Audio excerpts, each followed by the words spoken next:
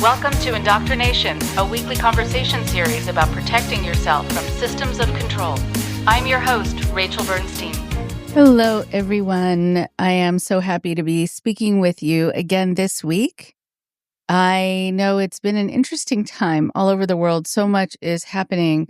And also wanted to let you know that I have been getting some emails about the podcast to my personal email address that are from people who are listening to it in Germany and in Austria and in areas that are still reeling from and healing from World War II. And that's what they are writing to me about, that they're seeing an uptick in the kind of rhetoric and the kind of movements and the kind of othering that happened during sometimes not their lifetime, but their parents' or grandparents' lifetime, but that they remember hearing about, and that it's been quite troublesome. If this is something that you want to write about or have me speak about more, I am happy to. It's something that our podcast cares a lot about. And again, that's not necessarily why it's just about cult groups, but it's about cultic thinking and cultic persuasion and coercion and groupthink and conformity. So please be in touch if this is impacting you as well. For today, we have Penny Lane. She is a survivor, a writer, a wife, and mother with an insatiable passion for life and books. Originally from Jackson Heights, Queens, she is the author of the recently published memoir, Redeemed, a memoir of a stolen childhood, a gritty, ultimately uplifting memoir about a happy-go-lucky girl who was unexpectedly snatched away from her all-American home by her long-lost immigrant father. In her spare time, she volunteers in food pantries and other nonprofits near her home in Mill Valley, California. You can find out more about Penny and her work at www.pennylanewriter.com. We had a wonderful conversation, and I'm so glad you get to hear it. Here is Penny now.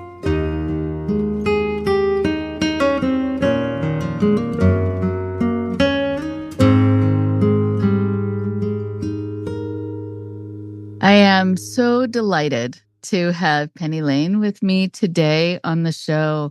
It's such a powerful story that when I think about you writing a book and putting this into words, it is such a process. I've had a lot of clients and a lot of people who have been in the process of trying to put their story into words, but first really needing to make sense of it for themselves.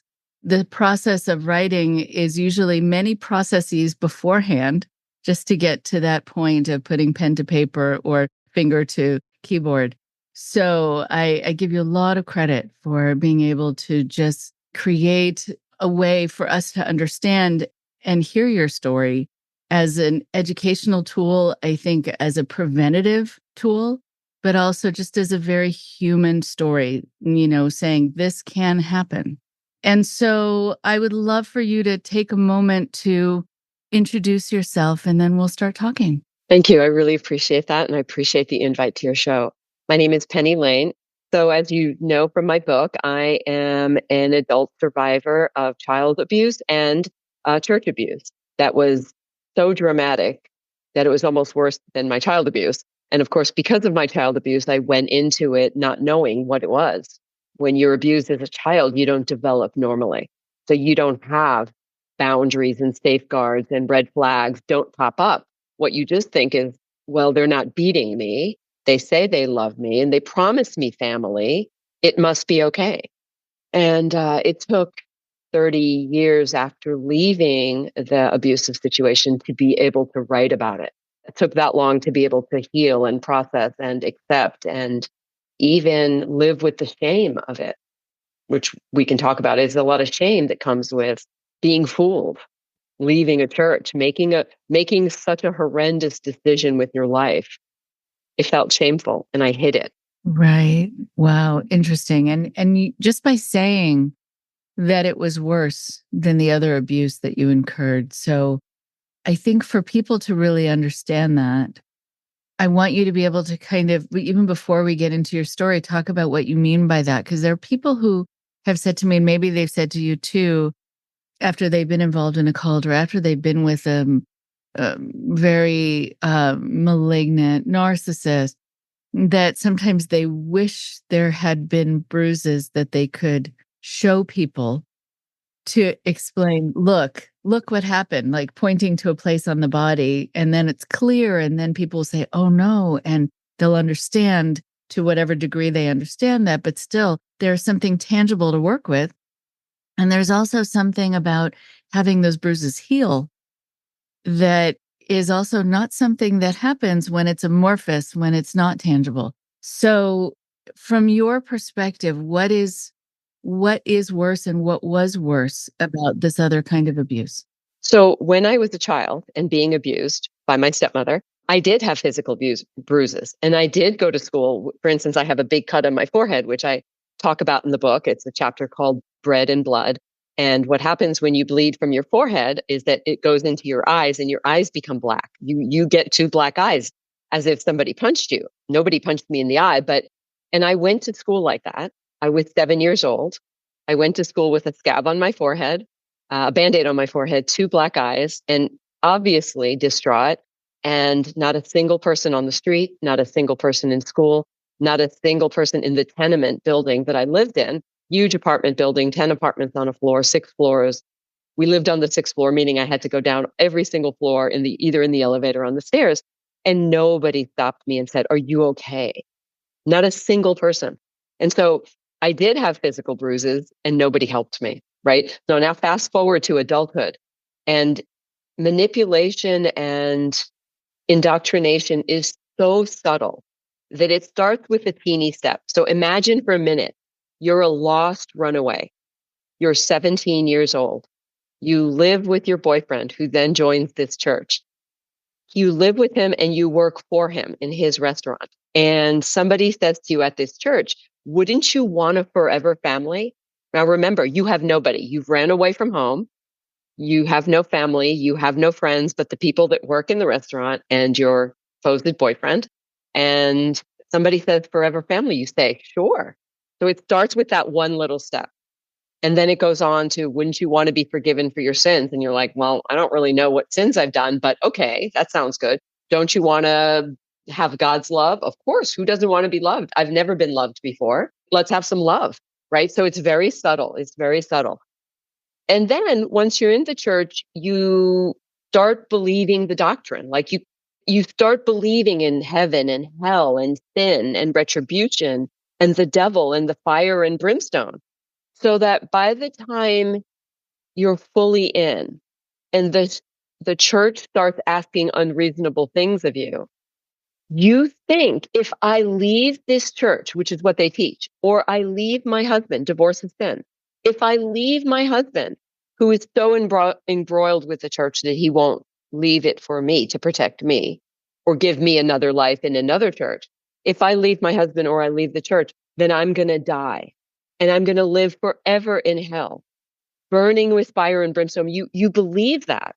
And so it's harder to leave because you think if you leave, you're consigned to hell and a godless life and misery for the rest of your life. Whereas when I was a child, you're a child, you live day to day. You just want to get through that day. And then as you're older and you become 14 and 15 and 16, I made plans to run away, or I thought, someday I'll have a different life. I had hope. In the church, because of the indoctrination, I had no hope. I thought it was this or nothing. Again, because I'm immature psychologically. The church, by the way, didn't allow me to deal with my childhood trauma. When I brought it up in a meeting with the pastor, a pre-marriage meeting, they told me I was the one in sin for running away from home. They literally made me go back to my stepmother, who physically, mentally, and emotionally abused me, withheld from me, withheld food, withheld gifts that other people gave me, punished me, called me names. I had to go back to her to ask her forgiveness for running away from home. Can you imagine? So the whole thing is so warped. And then when they first heard about my abuse, they said, Penny, no need to talk about it because it was God's will. And because it was God's will, you shouldn't question it. You shouldn't talk about it. And of course, implied in that is no need to get help, i.e., no need to get therapy. And by the way, therapy was not something you even talked about or knew about in the 70s, right? It was God is everything and God is good and God always does what's right for you. So if you were punished, if that was true, what you just told us, meaning that they didn't really believe me, then it was God's will, therefore. So here's a picture of a broken, lost, abused child that met this guy at 16. And then, by the time he joined the church, I was 17 because I met him about 4 months before my 17th birthday. 3 or 4 months after my 17th birthday, he joins this church. And I was in no position to analyze or understand whether this was right or wrong or true or real, or even that there were other options of other churches. I just didn't have the wherewithal. And the only people who even tried to say you don't have to do this were the other waitresses at the restaurant that we all worked in. But they were, in my mind, old ladies who didn't know any better. Here was the guy that loved me and provided for me. And these were old ladies that were working in a restaurant, right? In my eyes, in my 17-year-old eyes. What did they know about love? Or, I was indoctrinated. And, for years, I blamed myself for being stupid enough to do that.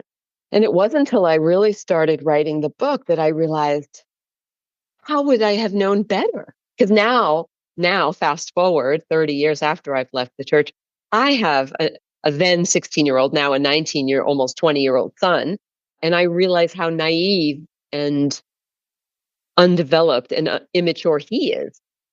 Wouldn't be able to, even though he's had a very good and very stable and very loving upbringing by two parents who are actualized and mature and stable and loving, he wouldn't be able to navigate that.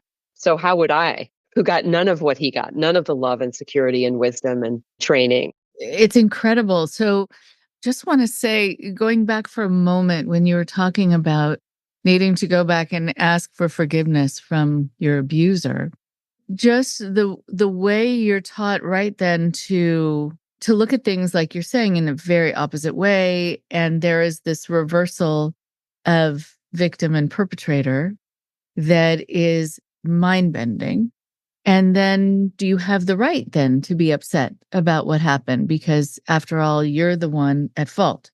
So you can start to get the message soon after that you don't matter and your pain didn't matter, and that they're certainly not going to care about it. No one really needs to care about it because you're the one who did something wrong. There's like this overlay that is put on top of someone's experience that we have to see it through that lens.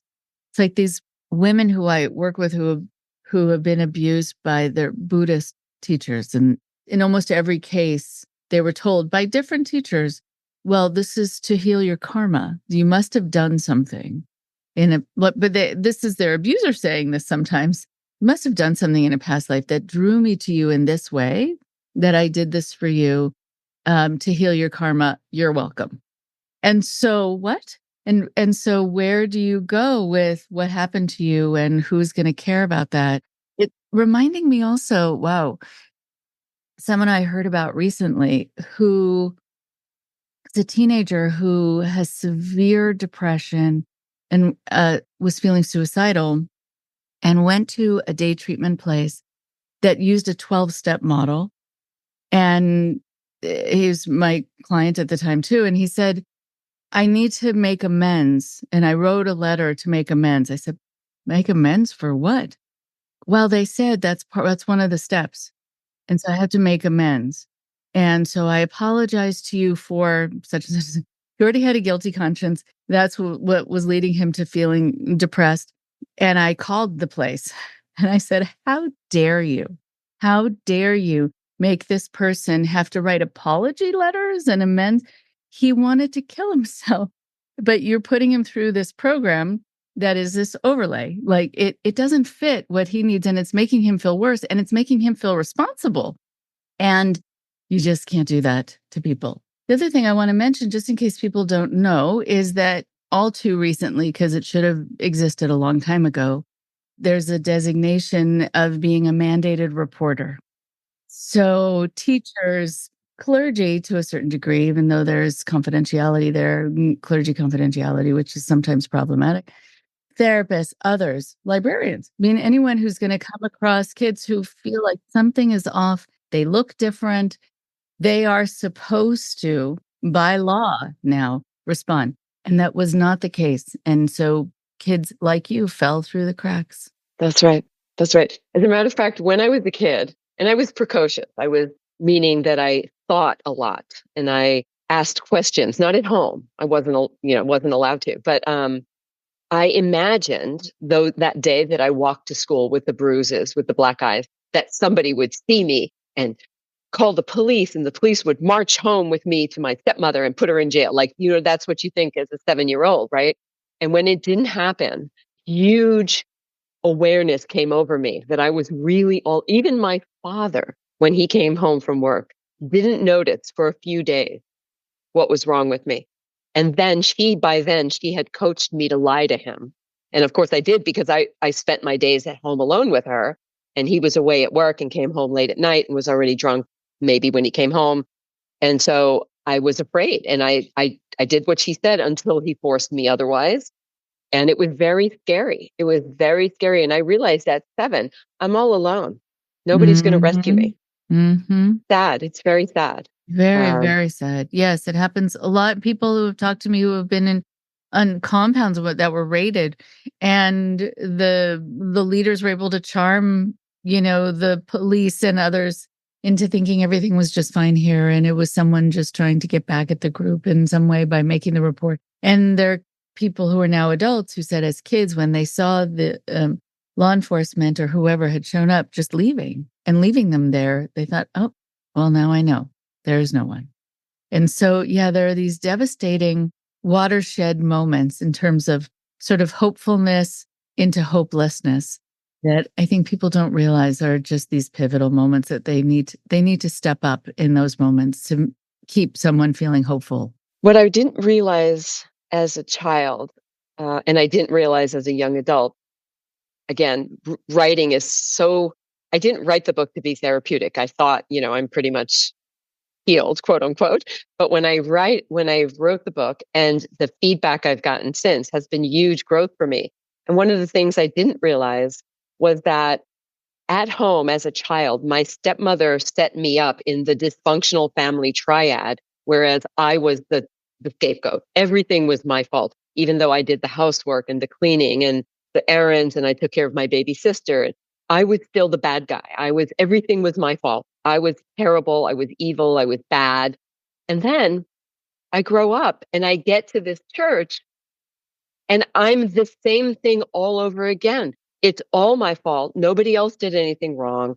I'm again bad and evil and wrong. And I'm already programmed from my childhood to think of myself as less than and broken and damaged and bad and abnormal and other, although we didn't have the word other in the 70s and 80s when I was in the church. Now I'd say they made me an other. The church made me an other so that I didn't fit and didn't belong. And I realized it took decades and decades of learning and growing and healing and therapy before just recently, in the last 5 years, a therapist said to me, Penny, it was never your fault. It was never you. It was always them. And I can't tell you how healing and what a weight is lifted off when you finally get to that point.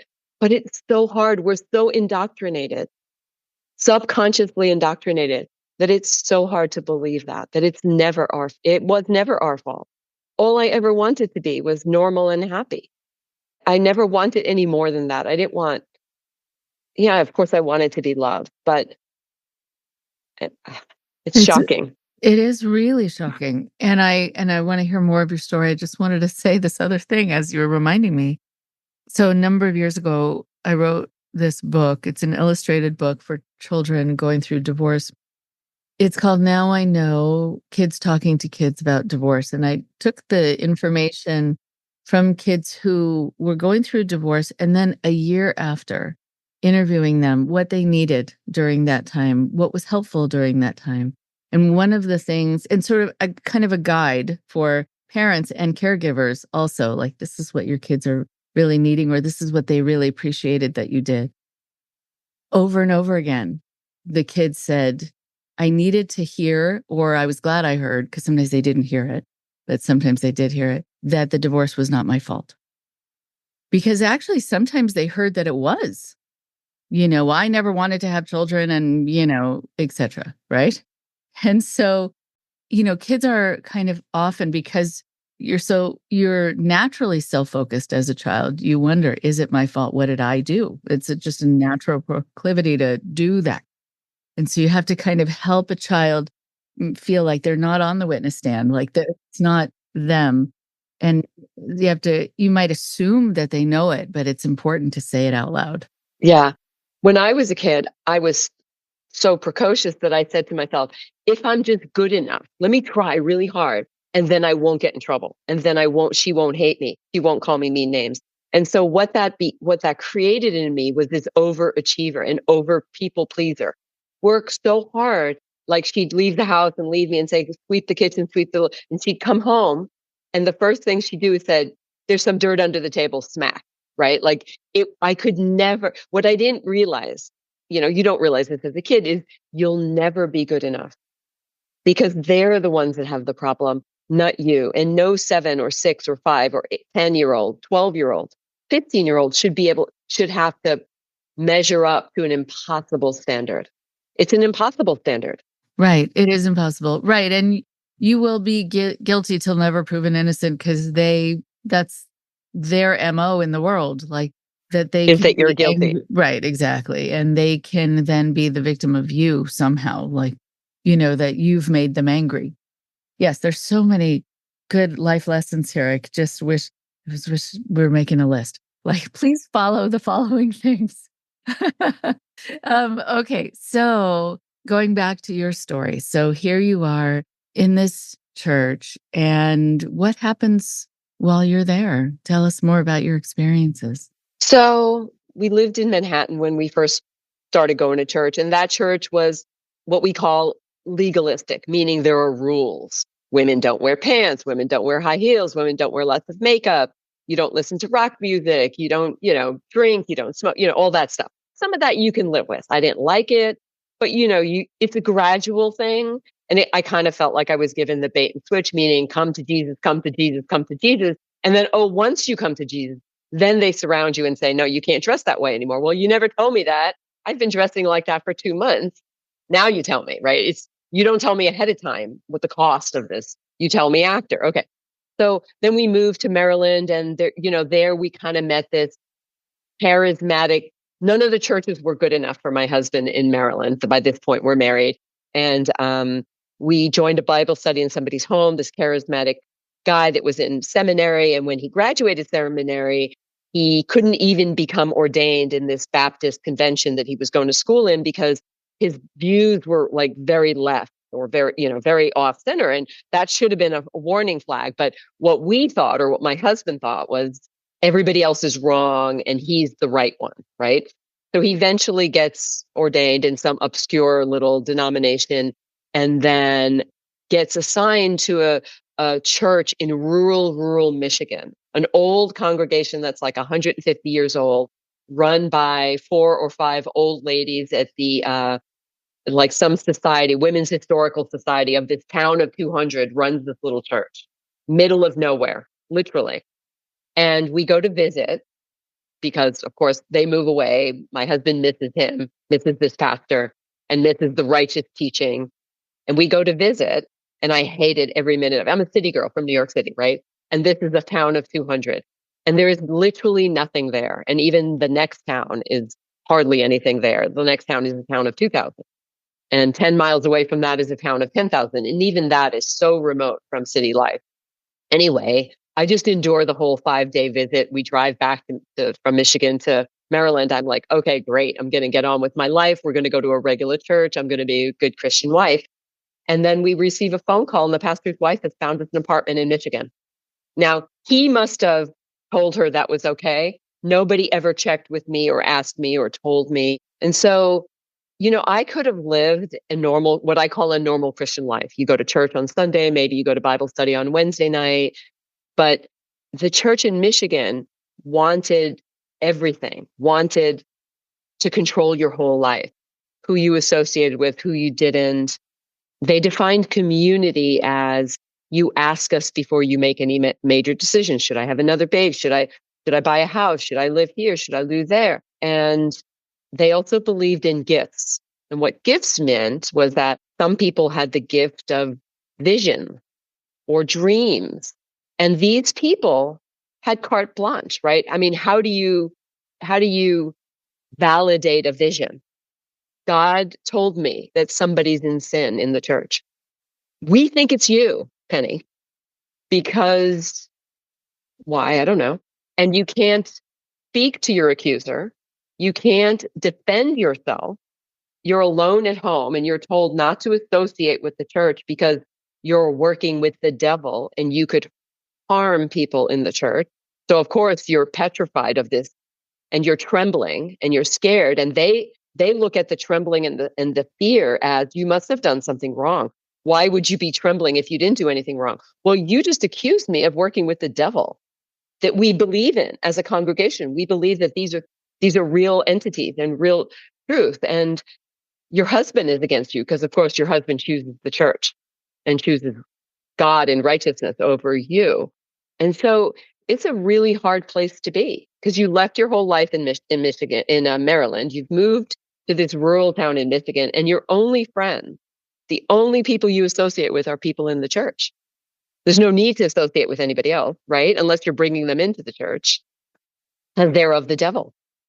And they're worldly.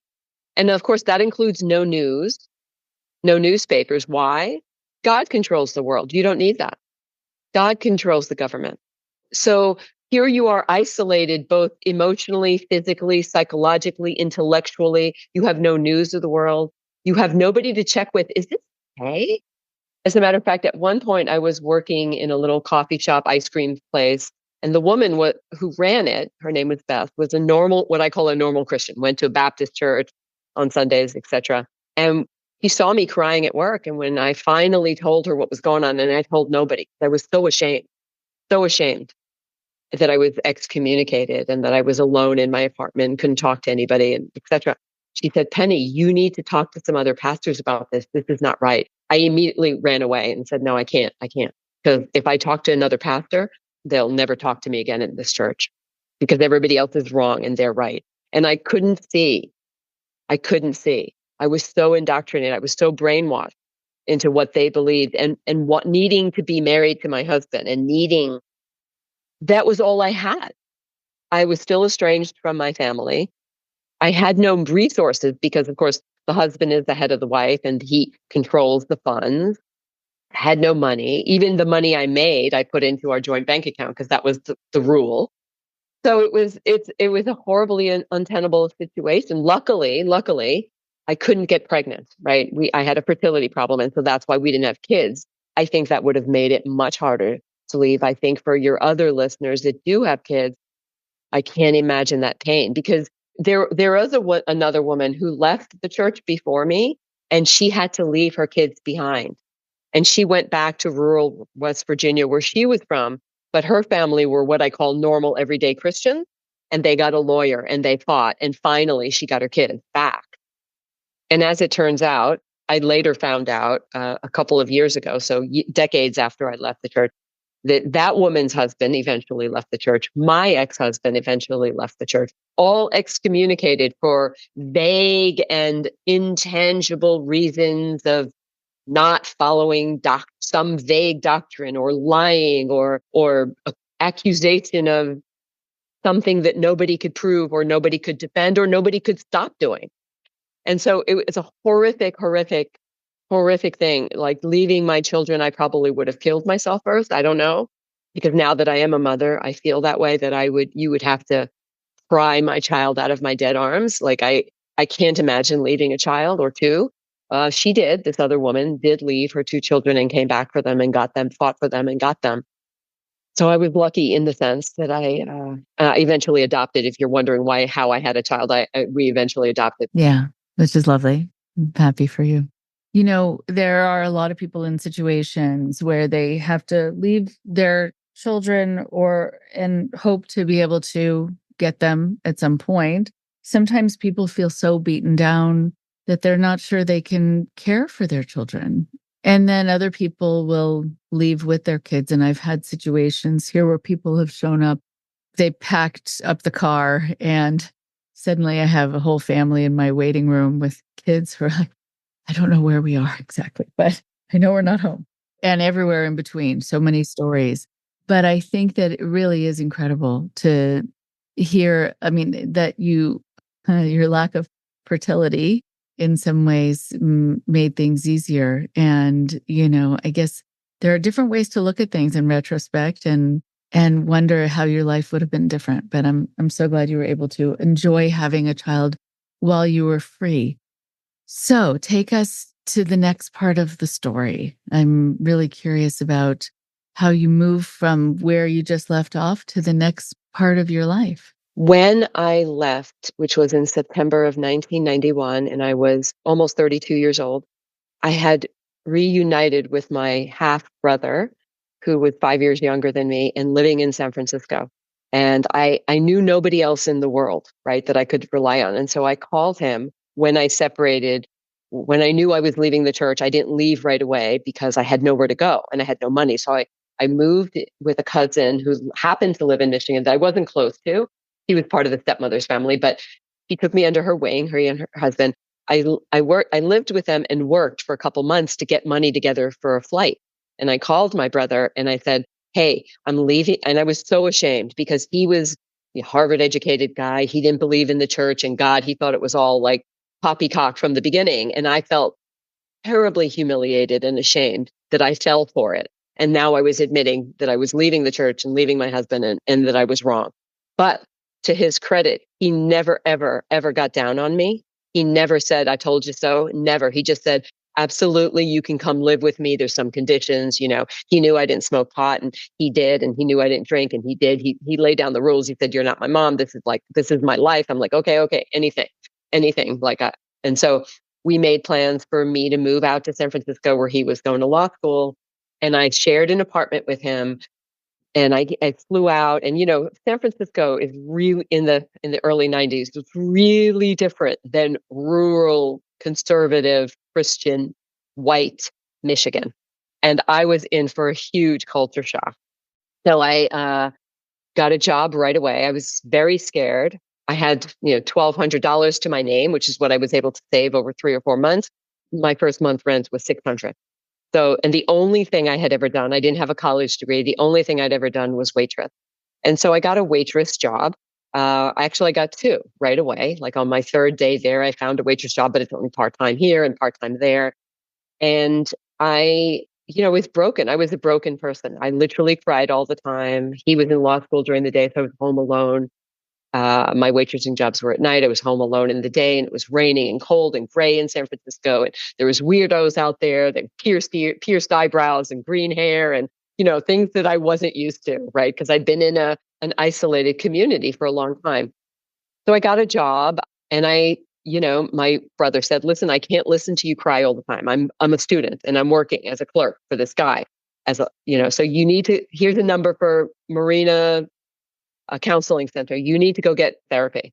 And I did. And it was very hard for me. I didn't even know what therapy was. I'd never heard of it before. And it was expensive. And I'm a waitress and I have no money, right? Luckily, they were sliding scale.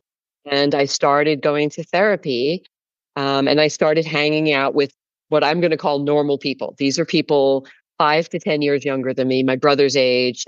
So like mid 20s, just recently graduated high school or graduated and now going into law school or grad school.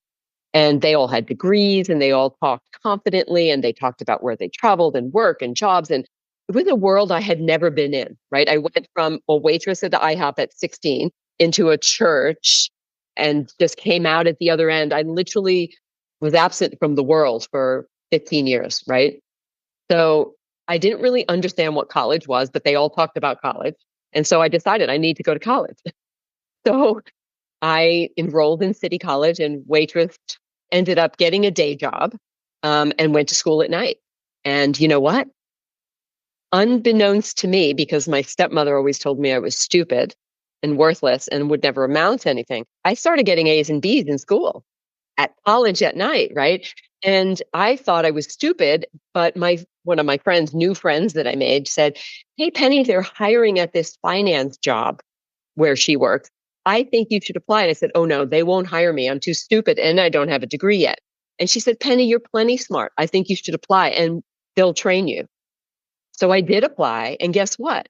They hired me. And when I went to work, I saw a stack of resumes, because this was 92, right? Stacks of paper resumes on my boss's desk. And I knew they hired me over those people in that stack. And I was still going to school at night. And it was amazing.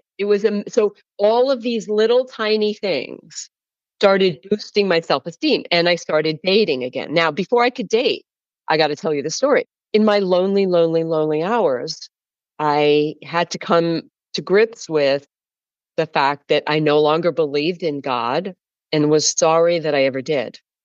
And so that means with that went all the precepts that were built into my head about drinking or smoking or marijuana or dating or premarital sex or wearing makeup or wearing earrings, which were a sin in the church to wear pearls, gold, or decorative accoutrement, right? Because we're supposed to be modest and reflect our husband and reflect Christ, right? So each time, I had to deconstruct everything I believe and reconstruct it one step at a time, as if I was 16, but in the body of a 32-year-old. So, do I get acrylic nails? I guess I do. Do I go on a date? I guess I do. Do I have sex? I guess maybe I do, right? All of these things I had to reconstruct. Do I go dancing, which I loved, which was forbidden in the church? I did. Now, this is very gradual and over, many years. It didn't all happen right away. But I was like a kid at 32, and I had to rebuild my life. And I eventually did start dating again, and I kissed a lot of frogs. In the meantime, I'm going to therapy. So, right, I'm going to therapy, I'm working full time, I'm dating, and I'm going to school, right? So each thing is bouncing off the other, and I can question, is this right? Is this right? Of course, I had a long and protective list. I vowed to never depend on a guy again. And so I had to go into a field that meant a woman on her own could afford a house. Nobody's going to take my home away again. No, I'm not going to depend on a guy again. I wanted to be a mother someday. All right. I was still in my 30s. It was still possible. So I went into finance. I got a degree. I got my financial licenses, which are very hard. They're like bar exam. The 50% failure rate. I started getting all those things and building my wall of security, saving every dime, working 2 jobs to have money to save, right? And really compressing what should have been a normal childhood into 10 years of, do you do this? Do you do that? Do you drink? Do you smoke? Do you eat? Do you that? Do you exercise? Everything that you would have learned from 10 to 23, I had to learn in my 30s. And so that's what happened. And so what my abuse and neglect and trauma from childhood created was this overachiever, because A, I was catching up. B, I was building a wall of security around me that nobody could take away. If you don't depend on anybody else, nobody can take away your security, right? So even though on the outside, to you or to somebody else, I looked healthy and ambitious and successful, on the inside, what was driving me was fear and never wanting to be alone again, or a loss of home, or have my home taken away, or so unbelievable protectiveness and drive to be, and also to be the best. So when I was at work, I had to be the best employee because I didn't want you to fire me. And at school, I had to get A's and B's because I didn't want my stepmom to be right that I was stupid. And as a girlfriend, I had to be the best because I didn't want you to stop loving me because I forgot didn't do something. As a mom, I had to be the best because A, I didn't want to repeat my childhood, but B, I wanted to be a good mother like I didn't have.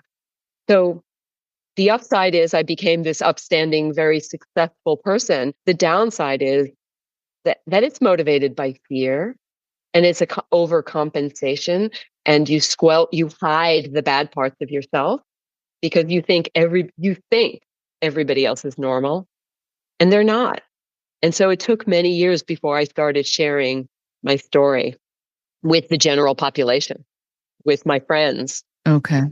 So a couple thoughts about the things that you're saying. One, when you were talking about developing a sense of yourself and developing a certain level of confidence, or maybe just feeling like, oh, maybe I am not stupid, you know, seeing all of the other resumes on the desk, seeing that you were compared to lots of other people and they chose you. I'm sure it blew your mind, just blew your mind. Like, well, I didn't know that was possible. And maybe it's a mistake. And, I think a lot of people just really wonder about those moments, and having your friends say, no, I think you're plenty smart. I mean, what? How can it be that I've never been told this? I think about all the people who are unfortunately kind of languishing in the state that they were raised in, the emotional state, the location, the church that needs for them to feel less than so that they can not have the desire, I think, to leave at any point. And how much and sometimes how little it takes to have someone feel capable. I mean, I'm even thinking about it for not just every sentient being. I'm thinking, believe it or not, my son does elder adoption for dogs, and which is such a lovely thing, a mitzvah. So the dog that he has now, who is older, it was old when he adopted her. He named her Chicken because that's what she looked like when he found her. Like, she barely had any, she looked like a tired old chicken. No, almost no fur. And something was clearly wrong. And turns out that she has different health issues and dietary issues, and everything was making her hair fall out and not be able to gain weight. So it meant finding the right diet for her, putting her on medication she actually has a disease, like putting her on medication so that she could tolerate food and take it in. And then her hair started to grow. And now she looks like a cute little puppy dog, even though she's older. And I think, when you see the graduation of the photos from the beginning and to the end, that's what love does. That's what attending to someone, saying, what do you need? How can I help you? And sometimes it doesn't take so much, because especially if it's something you've never received. But I don't know how much you don't believe it at first. Right. Right. I think you don't believe it at first. And what I say now when I talk about my book, and I talk in book talks, is my friends, the new friends I created after I left, were my mirror. In other words, my friend Helen, who got me the job in finance, was a mirror that said, look, you're not really stupid. And the one of the first guys I started dating, and he said, when did you realize you were a pretty girl? I said to myself, just now. Because I didn't know. I didn't get that, right? And then when I started being a superstar at work, for example, here's a girl who didn't finish college till, by the way, I graduated high school at 16. So I was smart, but I didn't connect that with smart, that was able to graduate early. And A's and B's and C's. I wasn't a rock star student, but I still got it done. After I got my college degree, I got hired by Merrill Lynch, which back in the 90s was a big, big, giant name in finance. And, not everybody gets a job at Merrill Lynch. And then it started clicking for me, like, oh, now I was a clerk at Merrill Lynch. I was at the bottom of the food chain, just up from the janitor, but it didn't matter. What mattered to me was I had a global name on my resume, and I worked for them and highly respected, and, somewhat paid. It wasn't well, but it was a start. And my next job was better and better and better. So that my last job was like a pearl of a company that like is so hard to get into that people don't even try. And like it takes, you start somewhere, and after a decade or so, you start believing. I'm not saying it took a decade. It really takes a long time to change your mindset and the neurons that say you're dumb or you're not worthy. And I'll give you one more example that maybe your friends, your listeners can relate to. I met my husband when I was 37. No, sorry. Yeah. I met him at 36. When I turned 40, so we had been dating 4 years, he surprised me and took me on a hot air balloon in Napa, California, where we live. Said, you need to be up at 3 a.m. You drive through the dark, you get there before the light. And he said, you got to take the day off. You got to dress this way. And I thought, oh, what's going on? We got there and I saw what it was. And he invited my best friends to be in the hot air balloon with us because he knew I would enjoy not just being two of us, but like a whole group. And when I saw this, I started crying and I said, I don't deserve this. And he said, yes, you do. And this is 9 years after I had left and 4 years after I met this normal, loving guy. So that's how deep it is that I burst into tears and said, I don't deserve it. It took someone else to show me that I did. I couldn't see it after 9 years of therapy or 8 years of therapy and many successes. It's why I think getting your story out is so important, because I think as people learn from your story, hopefully, if they're in a position where they are going to be raising children, where they are raising children, to hear the story about how much you're indoctrinated at a young age in a way that becomes embedded. And so it's like written in Sharpie. And so what do you do with that? You try to heal it if you can, but it still takes a lot to kind of chip away at it. And does it ever go away? You wonder about that. I guess I have a question about that too. When you were saying that you needed to make sure that you were the best, or that you were going to be above, everyone else, if you wanted to keep that job or that husband or whatever else. What happens? I kind of want to introduce the idea of misstepping, of just being human. And what happens if you got something in late, or, those moments? How did you handle those moments of lack of perfection? Yeah. So I never got anything late into school because I was that annoying student that, like, if you gave me an assignment that was due in 3 weeks, I started on it the next day. And I tried to hand it in to you a week early so that you could tell me if it was okay, quote unquote, right? But at work, I was in sales, right? And sales is a brutal taskmaster. I'm sure some of your listeners know that. There's always a quota over your head. And of course, they make the quota high on purpose. They make it hard to attain because they hire overachievers. They're very good at spotting overachievers, and they make it hard to attain so that you'll work really hard to attain it, right? And then they winnow out the people that don't attain.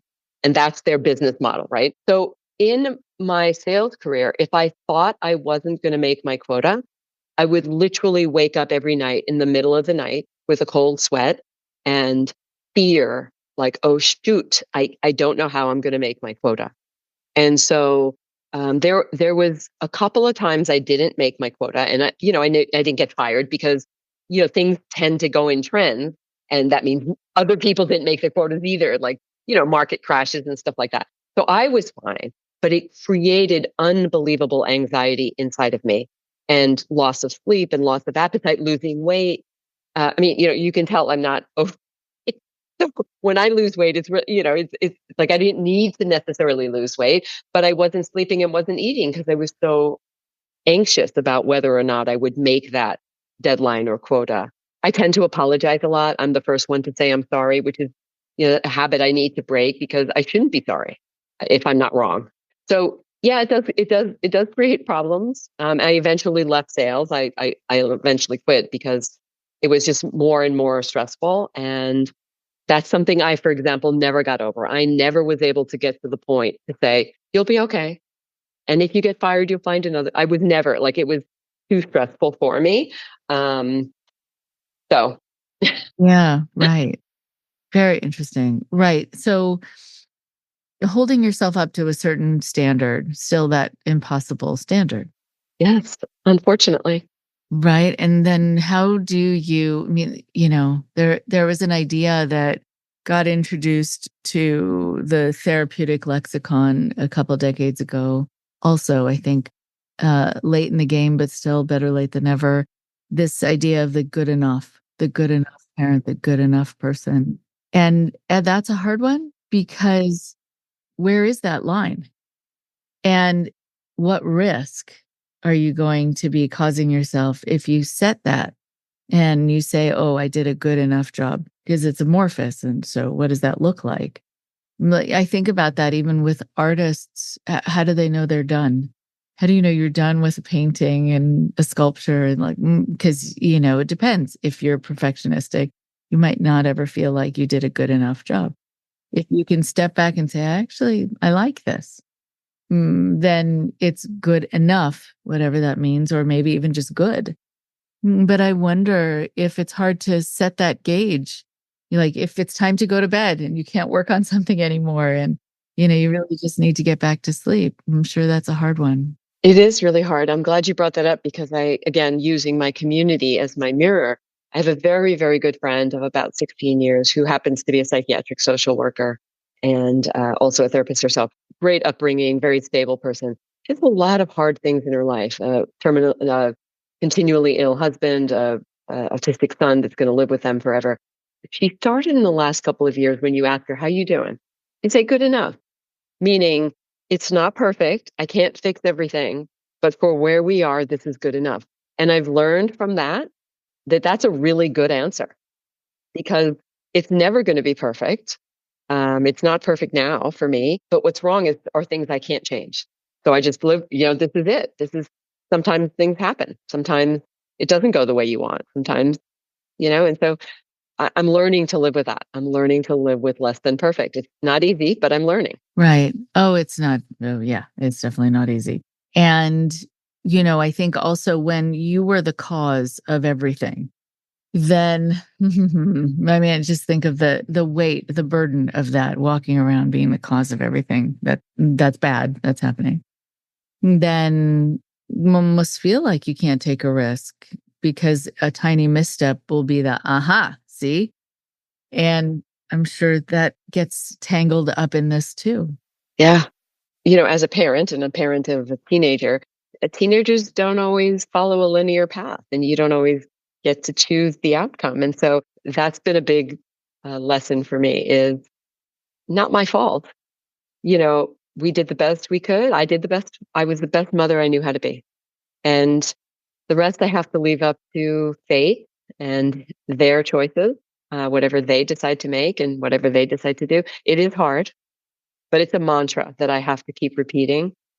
I mean, one of the things that has helped me is about 10 years ago, I think maybe 11 now, I started learning about and practicing insight meditation as a way to calm the anxiety inside of me.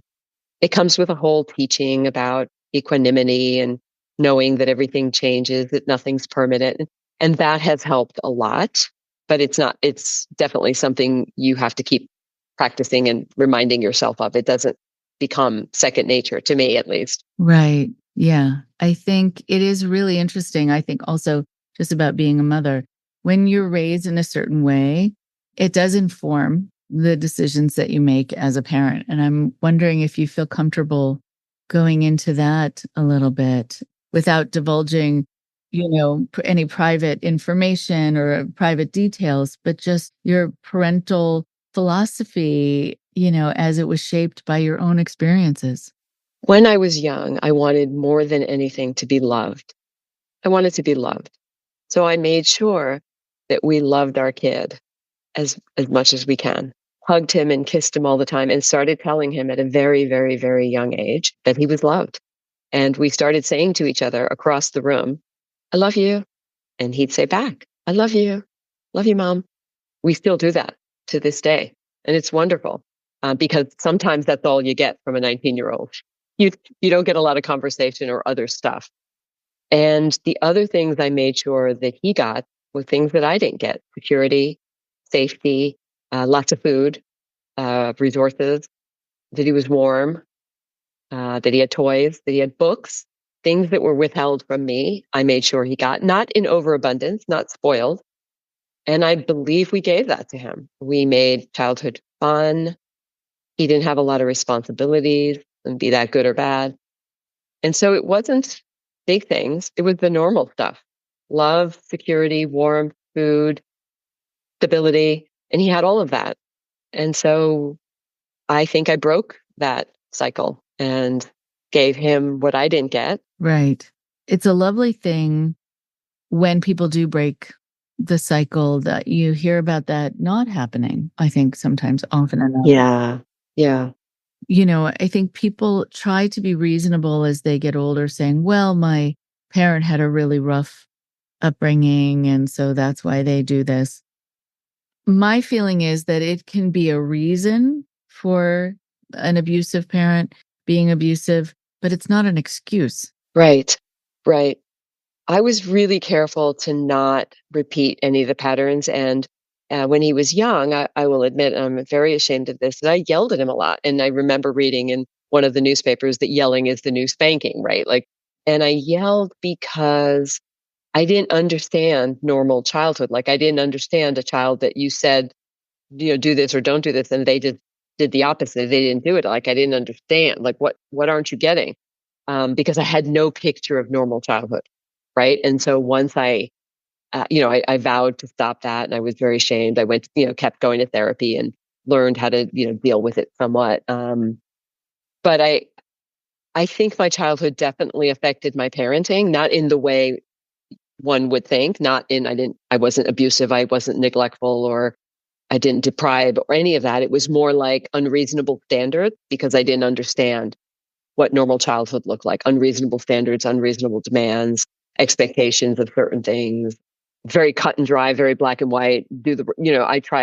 I applied my own standards to, a child, which is impossible, right? And wrong.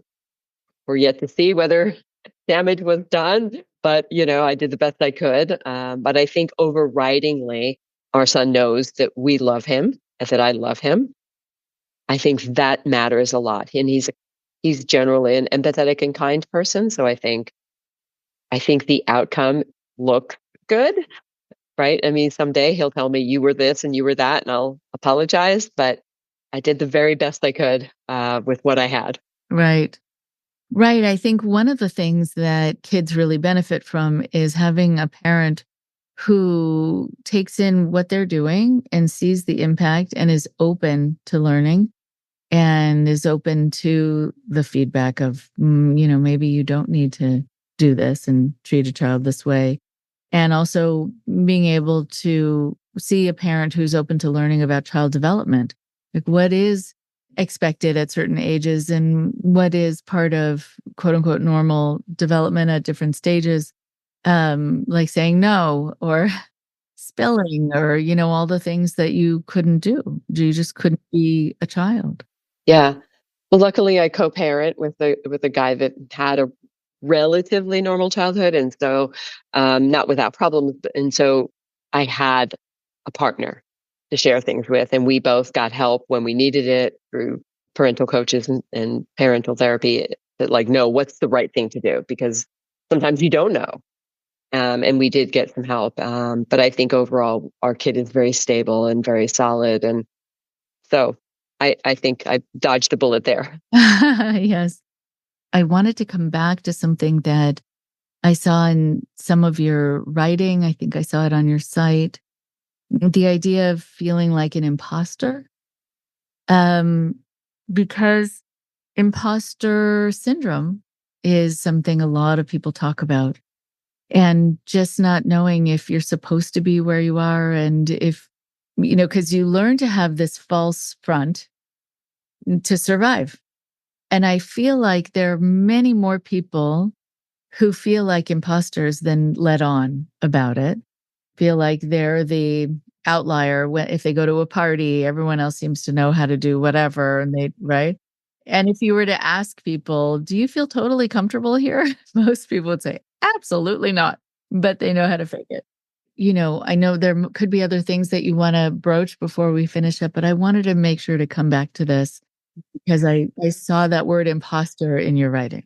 Yeah. So I've always felt like I'm different from other people, meaning that I meet you and I say, oh, Rachel's probably had a normal childhood. Look, she looks happy and normal and together. So I'm going to assume you've had a normal childhood. No, 8 times out of 10, you haven't had, you've had some trauma. A grandmother died, a cat died, you got bullied at school. If you were protected from the worst childhood experiences, then even that little bit of trauma may have traumatized you. So wherever I go, I'm always aware that, oh, that person must have went to Ivy League. That person went to, I hope they don't know that I went to night school and graduated from a night school, right? So I always felt other because until, maybe 10, 15 years into my career, when I realized, you know what? I'm in the top 1 or 2 or 3 or 4% of the sales staff. So even though they went to that Ivy League and they had a normal childhood and she's a sorority girl and he's a frat boy and he played football in college and she was, prom queen, I'm doing okay. And that took a long time. And that's where the imposter syndrome feel like comes in, where you feel like, am I really doing this? Do I really know how to sell? What if my boss comes with me on a sales call and realizes I don't really know how to sell? And and of course bosses do come with you on sales calls and they're fine with you because you're producing. That's all they care, right? But anyway, I did struggle with that a lot and I kind of still do. And I'll give you an example. You knew I was a waitress. Waitresses make, under, you might make 24,000. This was in the 90s. And I rose and I went to college, as you heard. I got financial licenses. I went to graduate school. I kept building my career and moved up the ranks from one great company to the next great company to a greater company to a greater company than that, and making, right. And so I am now in a different economic group, right? I'm in an affluent town. I belong to a white collar affluent society, but I don't feel that way. I feel like the blue collar waitress and I live that way, right? I don't, I drive a modest car, I wear modest clothes, I shop at the Gap and Old Navy. Can I afford Nordstrom's? Of course. Could I afford better than Nordstrom's? Of course. But do I? No. I don't identify with that. I identify with where I came from. I don't really know why. Is it fear? Is it always feeling other, always feeling like the imposter? I don't know. But I have to be reminded constantly of where I am. Right. Embroiled in this is also, I think, some humility because, people who don't ever have imposter syndrome, I think I worry about them too. Like yeah, I'm great here and I know what I'm doing, even though I don't. I think that hubris is problematic as well. I think about that when I was newly licensed, or even when I was teaching, when I was teaching special ed, just my first classrooms or my first clients as a therapist. And they'd come in to see me and I think, why? Why? I don't think I can help you because I don't know what I'm doing. And so it wasn't until I felt like I had done enough research where I felt like, and maybe that's me needing to know that I have to, and they say this is also often more true for women than men, that you have to be really, really, really, really, really good at what you're doing and really schooled in order to say, I think I know how to do this. And so I think it's an interesting thing with imposter syndrome to also be assuming things about other people's lives and that it's better than yours. And sometimes that's the case, but sometimes certainly not. I think about how many people I've talked to who were involved in a cult or situation where they thought they were the only ones who were suffering and having a bad time. And that's never the case. It's usually a majority who are suffering. They might not have the words for it to understand why, but they know something is off. They feel miserable, but they have a smile on their face anyway. And people are kind of faking it till they make it in a lot of these Very, very true. And I think isolation is part of the reason why people feel like they're the only one. Like I was kept isolated as a child. I think early on in my as a young child, I must have told my step aunt or step grandmother something. And they told my stepmother, and when I got home, I got a beating for talking about telling people, and I was accused of lying. Why did you lie? Right? So in other words, you took away my truth. You made my truth a lie to protect yourself. And the same thing in the church. I was isolated, and when the trouble came in the church, they said you can't talk to anybody, you can't fellowship with anybody, so don't talk to anybody about it. You keep it here, and the pastors will come back to you. And so that isolation makes you think you're the only one. Because if you could talk to people about it, now you can see there's lots of memoirs about abused children, lots of memoirs about church abuse, books written about women who are oppressed in the church that leave the church because they couldn't have a person. They couldn't be a person. But we didn't know that when we're in it, right? And so that isolation and that silencing by our abusers leads us to think that we're the only ones. And for me, a big turning point was when I read Dorothy Allison's book called The Bastard Out of Carolina. It came out in 92. I don't think I read it till 93 or 94 or 95, but she was an abused child in a very poor rural town in the South. It's fiction, but it was based on her life story. And it was the first time I realized, oh, there's other abused children out there. I had no idea. Why? I didn't tell anybody about it. So I didn't know. I didn't know that there are many. Now I know that half the people I associate with have had some sort of abuse or trauma in their lives.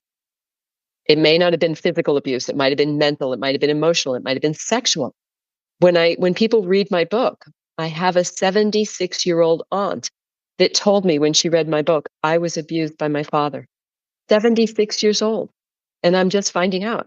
So that says something about how people hide. And I think that's one of the things I was hoping to help society with my book, is to get people to open up and share and remove the stigma and remove the isolation. Why? Not just so you can more whine, but so you can heal, so that you can feel common community with people who are also healing, who are also hurting, who also had trauma. And so you feel less alone if you're not the only one. Imagine how you'd feel. I'm the only one in the world that has this. No, you're not. There's many of us, and we can help each other. And that's why I wrote my book, is to help other people heal and remove some of that isolation and give people hope. It's a really powerful thing. And I think, one of the things that gets in the way too is not having the words or the language to describe what's happening to you, not knowing it's called something. And so how do you connect with other people who are having that something happen to them when you don't know what that is? And especially also if you feel deserving of it or you brought it on yourself, can you still call it abuse in that formula, I'm glad you said that, because for many, many, many decades, I thought it was my fault that I joined the church.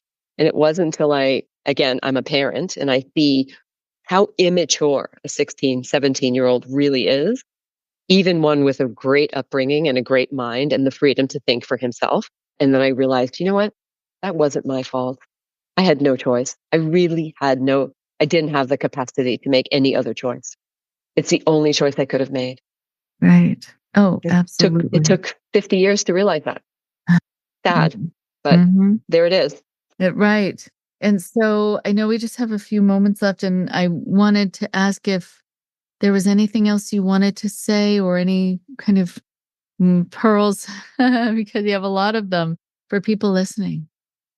I would say, if you've been abused and if you have childhood trauma of any sort or church trauma, indoctrination trauma, find a safe person to talk to.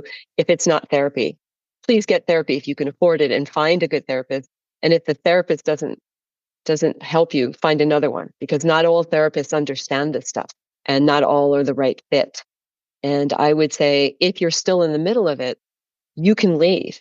You can leave and start over at any age, no matter how much time you have left. If it's 20, 30, 40 years, 10 years, 5 years, it's better to have 5 years of peace and security and safety than live with an abuser or torment or things that you don't believe in.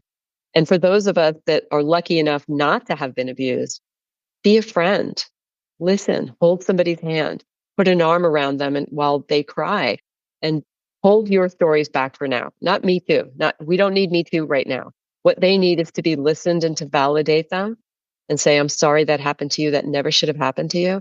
And then ask them, can I help find a support group for you? Can I go with you to Al-Anon? Can I go with you to a church abuse support group? Or can I help you find a therapist? Can I go with you? Like, what can I do to help you? Because this is not right. And sometimes being a friend is all somebody needs. Is 1 ounce of love will get them over the hump and start advocating for themselves. And so that's what I would hope. Yeah. Wow. That's quite beautiful. Really quite amazing.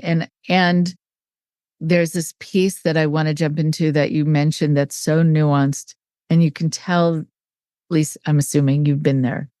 So it's when you said it's not the time for you to say, oh, that happened to me too. Because if it's taken someone years to have the courage to just begin the conversation, they often don't want to have to pull the conversation back. And once somebody says, oh, yeah, that happened to me, or that happened to my whomever, that's it. Like you feel like, okay, that's as much as I'm going to get to share, because I don't want to seem aggressive.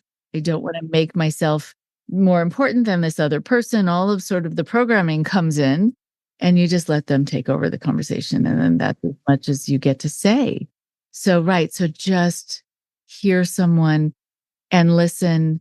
And even if they stop, I think to say to them, is there more you wanted to tell me? Just let them just keep going. Because often I think also people in these situations think they're talking too long. Yes, because they're so used to not taking for themselves. Right. They're used to being the givers. Right. We're trained to be the givers. Yeah. Yes. Absolutely right. Well, it was incredible to speak with you, and I want people to read your book. And where can they find your writings and just find it? So my book is called Redeemed, a memoir of a stolen childhood. It's available anywhere you buy books. So it's available on Amazon. It's available through your local bookstore. And I have a website. It's www.pennylanewriter.com. And there you'll find all my interviews, stories about my book, feedback from other people about my book, and my email. And so people can email me and ask questions. I'm happy to share anything that I can to help anybody. In Judaism, we have a saying, if you help one person, you help the world. And so like anything I can do to help anybody is the reason I wrote the book. And I'd be glad to do that. So I'm honored to be on your show. Thank you for the work that you do. I didn't have somebody like you right away when I left, and I wish I did. So thank you. Oh, thank you for saying that. That's very meaningful. Very, very meaningful. It was really lovely to get to know you, and I hope we get to talk again. I hope so. Thank you so much, Rachel.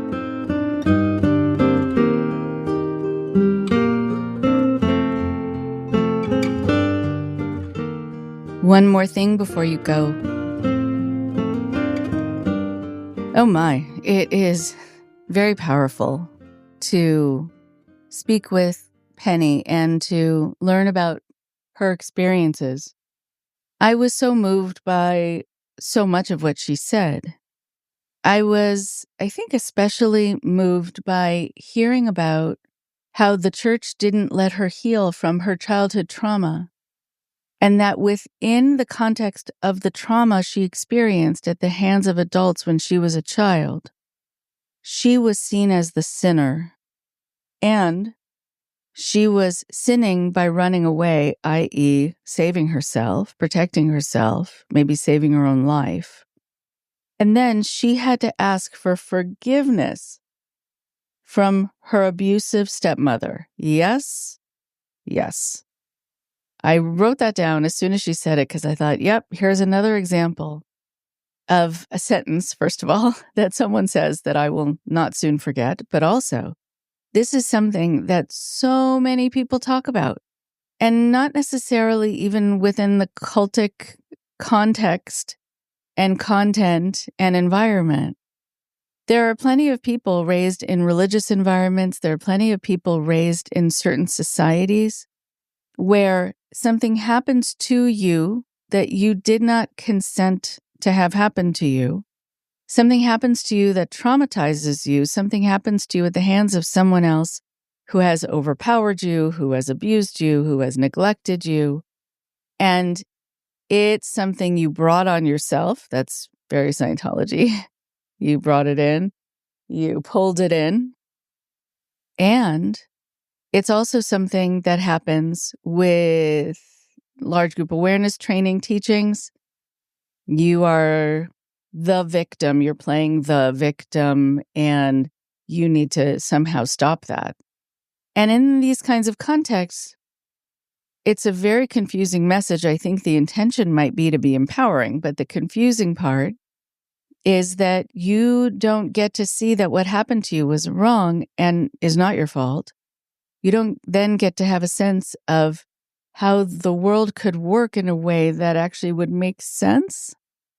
But the dangerous message for you is that you deserved it. And is that now you have to carry that and you have to pay back for it. Again, doesn't make any sense. I say it haltingly because, when you say things that don't make sense, it's hard to say them smoothly. Like, you're kind of thinking about it as you're saying it, like A plus B equals doorknob. Like, what? But at the same time, it also lets the perpetrator know they can get away with it. And they can do that again. And they can do worse. And you'll still be the one who has to apologize. You'll still be the sinner.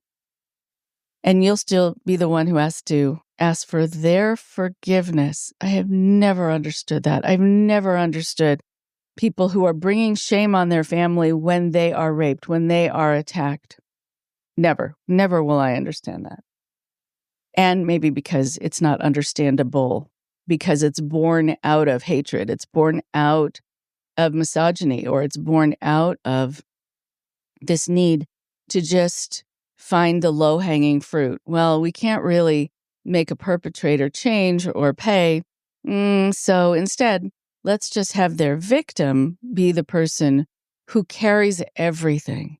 And let's load them up like these sorts of pack mules of responsibility and guilt, because they're already loaded up, so let's just put another pack onto their back, onto their shoulders.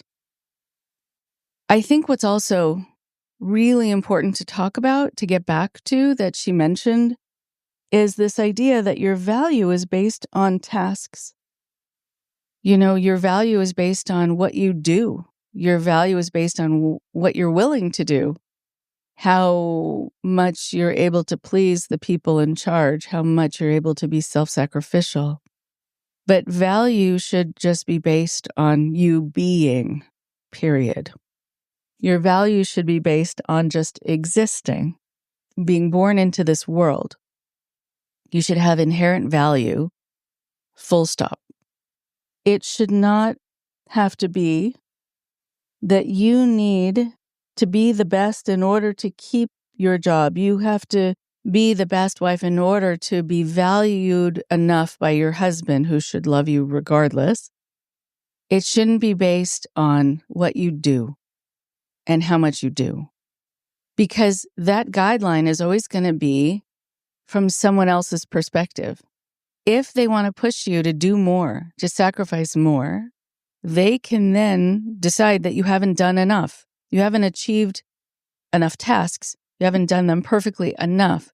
They're the ones, again, I've sort of used this example of this movable finish line that happens like when somebody says, what you need to achieve here is enlightenment, but you don't know what that looks like and feels like, or if it's even a thing. But someone can hold the finish line in their hands and just keep placing it out of your reach, a little farther ahead, a little farther ahead. And they'll let you know, because it's this invisible thing, like value, when you've achieved it. And if someone wants you to just keep trying harder, because it doesn't work for them to have you achieve that goal, because then you won't need them anymore and won't be able to use their lack of faith in you and their disappointment in you as your motivator to keep trying harder. Well, then you don't ever really get to achieve it. And that's why I really want people to take that back and to say, actually, no, you don't get to decide when I am a good enough person. You don't get to decide when I deserve good things. You don't get to decide when I have value. It's also important to think about what Penny was saying about trying to just make a difference to one person when we talked about why she does this, why she comes forward, why she writes, why she speaks about this.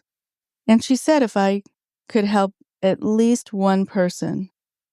And it reminded me of a story I heard many times when I was growing up. I went to summer camp, a Jewish summer camp. We heard lots of stories about conscience, about tikkun olam, about repairing the world. And there was the starfish story that we heard, I think, every summer. And then when I became a counselor there, it's a story I told. But it's really about helping one person, but also tying into the idea of value, seeing one thing as having inherent value, and that's enough. That's enough of a reason to want to tell the story, to help that one person, or to be able to turn things around for one being, one sentient being. And so for those of you who may not have heard it, or even those who have heard it, this is an adaptation of a story, of the original story that was longer in its original form by Lauren Isley. And it basically goes like this. An old man was walking on the beach one morning after a storm. In the distance, he could see someone moving like a dancer. As he came closer, he saw that it was a young woman picking up starfish and gently throwing them into the ocean. Young lady, why are you throwing starfish into the ocean? So she replied, the sun is up and the tide is going out, and if I do not throw them back in the water, they'll die. So the old man said, but, young lady, look around. Do you not realize that there are many miles of beach and thousands of starfish? You cannot possibly make a difference here. The young woman listened politely, then bent down, picked up another starfish, and threw it into the sea. She turned to the man and she said, it made a difference for that one. It's such a good story, and it's so important to remember. Thank you to Penny for all that she does to make a difference. Talk to you next week. Thank you very much for listening. Please support Indoctrination on Patreon at patreon.com/indoctrination. Be sure to give us a follow on our social media.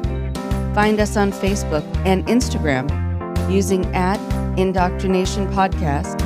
And for Twitter, find us at @_indoctrination. We love hearing from you too. So send us an email at indoctrinationshow@gmail.com. And for more updates on the show, visit our website at www.podpage.com/indoctrination.